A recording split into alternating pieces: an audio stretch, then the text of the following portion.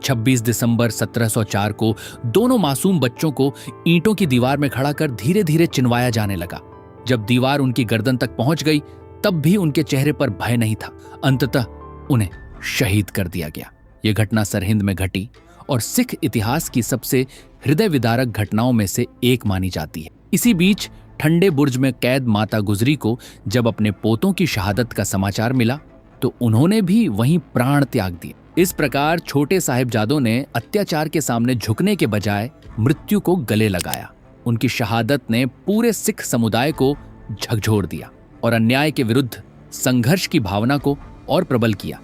चमकौर के युद्ध में साहिबजादा अजीत सिंह और साहिबजादा जुझार सिंह की शहादत के बाद गुरु गोबिंद सिंह ने शेष सिखों को बचाने के लिए रात के समय किले से बाहर निकलने का निर्णय लिया। उस समय उनकी आयु लगभग 38 वर्ष थी, लेकिन वे चारों पुत्रों के बलिदान के बावजूद अडिग रहे।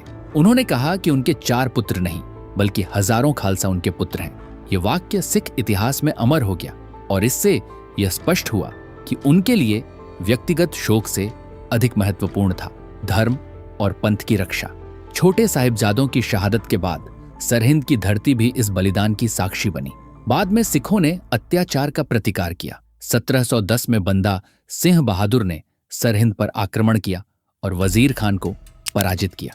यह केवल एक राजनीतिक विजय नहीं थी बल्कि 4 साहिबजादों और माता गुजरी की शहादत का न्याय भी था।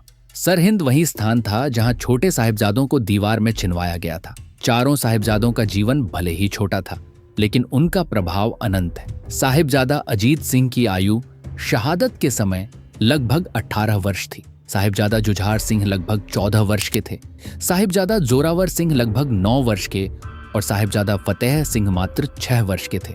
इतनी कम आयु में भी उन्होंने जो साहस दिखाया वह इतिहास में दुर्लभ है। उन्होंने सत्ता, प्रलोभन और मृत्यु के भय के सामने सिर नहीं झुकाया। उनके लिए धर्म केवल मान्यता नहीं बल्कि जीवन का सत्य था।